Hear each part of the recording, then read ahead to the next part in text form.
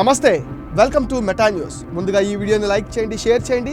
మరిన్ని interesting political updates కోసం Meta న్యూస్ని సబ్స్క్రైబ్ చేయండి. ఇక మ్యాటర్లోకి వచ్చేస్తే, ఏపీలో ఇప్పటికే అన్ని పార్టీలు అభ్యర్థుల ఎంపికలో తనమునకలై ఉన్నారు. టీడీపీ జనసేన పొత్తుపైన క్లారిటీ ఉన్నా బీజేపీ రాకతో అభ్యర్థుల ప్రకటన ఆలస్యం అవుతుంది.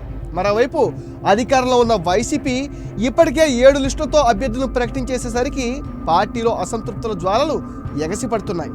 వైసీపీలో టికెట్ రాని అసంతృప్తులు బహిరంగంగానే అధిష్టానంపై తిరుగుబాటు బావుట ఎగరవేస్తున్నారు. ప్రస్తుతం 2019 ఎన్నికల్లో వైసీపీకి పట్టున్న ఆయా జిల్లాల్లో చోటు చేసుకుంటున్న సంఘటనలు అధిష్టానానికి తలనొప్పిగా మారింది.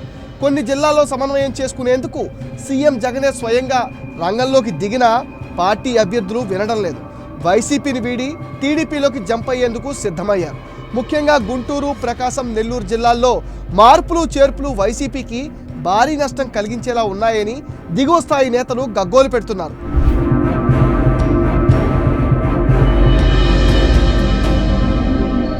వైసీపీ రాజ్యసభ సభ్యులు, నెల్లూరు జిల్లా పార్టీ అధ్యక్షుడు వేమిరెడ్డి ప్రభాకర్ రెడ్డి టికెట్ విషయంలో జగన్ తీసుకున్న నిర్ణయం వైసీపీకి భారీ నష్టం కలిగించనుంది. గత 2 రోజుల క్రితం నెల్లూరు ఎంపీ గ్రామీణ నియోజకవర్గ ఇన్ఛార్జ్ ఆదాల ప్రభాకర్తో సీఎం జగన్ సమావేశమయ్యారు.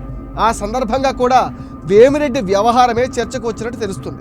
వేమిరెడ్డి ప్రభాకర్ రెడ్డి వైసీపీ చెప్పినట్టు వినకుంటే ప్రత్యామ్నాయంగా జిల్లాలో మరొకరిని ఏర్పాటు చేసే దిశగా యోచన చేయనున్నట్టు జగన్ సూచించారంటూ పార్టీ వర్గాలు చెప్తున్నాయి. అదేవిధంగా గుంటూరు, ప్రకాశం జిల్లాల్లో కూడా కొంతమంది సీనియర్ నేతలు బహిరంగంగానే జగన్ నిర్ణయానికి వ్యతిరేకంగా పార్టీకి దూరం అవుతున్నారు. మరికొందరు నేతలు వివిధ కారణాలతో టికెట్ విషయంలో వైసీపీ అధినేత జగన్ నిర్ణయంపై అసంతృప్తి వ్యక్తం చేస్తున్నారు. ప్రకాశం జిల్లాలో వైసీపీ సీనియర్ నేత మాగుంట శ్రీనివాసులు రెడ్డి కూడా పార్టీ మారబోతున్నట్టు ప్రచారం జరుగుతోంది.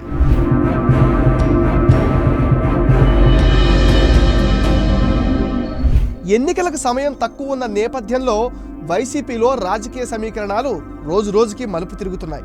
వైసీపీ అధిష్టానం ఇప్పటికే 7 జాబితాలతో 100 మందికి పైగా ఎమ్మెల్యే, ఎంపీ అభ్యర్థులను ప్రకటించింది.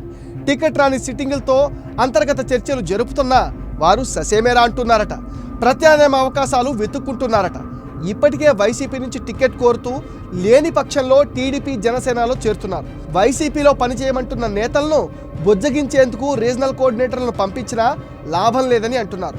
వైసీపీ అధిష్టానం కూడా కొత్తగా టికెట్ కేటాయించిన వారికి ఇదివరకు ఆ నియోజకవర్గంలో పట్టున్న నేతలతో పరిస్థితులకు తగ్గట్టుగా సమన్వయం చేయలేకపోతున్నారు.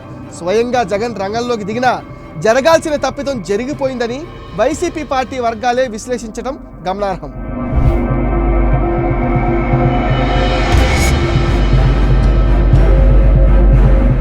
వైసీపీ 7వ జాబితా ప్రకటించే విషయంలో వైసీపీ తీవ్ర కసరత్తు చేసింది. పర్చూరు నియోజకవర్గ ఇన్ఛార్జిగా ఉన్న ఆమంచి కృష్ణమోహన్ను తప్పించి ఆ బాధ్యతలు యాడం బాలాజీకి అప్పగించారు. కందుకూరు ఎమ్మెల్యే మానుగుంట మహిధర్ రెడ్డిని తొలగించి తిరుపతి జిల్లా గూడూరుకు చెందిన పెంచిలయ్య కుమార్తె అరవింద యాదవ్ను సమన్వయకర్తగా పార్టీ అధిష్టానం నియమించింది. వచ్చే రోజుల్లో ఏకపక్షంగా నిర్ణయాలు ప్రకటిస్తే వచ్చే నష్టం తెలిసి జాగ్రత్త పడిన పరిస్థితులు చేజారిపోయాయి. ప్రత్యేకించి కొన్ని జిల్లాలకు సంబంధించిన నేతలకు ఫోన్లు చేసి తాడేపల్లికి రావాలని పార్టీ పెద్దలు ఆహ్వానిస్తున్నా పట్టించుకునేవారే లేరట. ఇక అభ్యర్థులను బొజ్జగింపుల విషయంలో తామేమీ చేయలేమని గ్రహించేసరికి పొద్దుపోయింది. ఇప్పటికే వైసీపీ ఎమ్మెల్యేలు, ఎంపీల్లో ఎగసిపడే అసంతృప్తి జ్వాలలను చల్లార్చలేకపోతుంది. చివరగా తాము ప్రకటించే 2024 వైసీపీ మేనిఫెస్టోపైనే వైసీపీ పెద్దలు ఆశలు పెట్టుకున్నారు. అందుకే ఇప్పటి వరకు వైసీపీ 7 లిస్టులు ప్రకటించినా కొన్ని చోట్ల మళ్లీ అభ్యర్థులను మార్చే యోచన చేస్తున్నారు. ఇప్పటికీ వైసీపీ టికెట్ దక్కుతుందనే ఆశ చావని వారు మాత్రం చివరి వరకు వేచి చూసే ధోరణినే అవలంబిస్తున్నారు.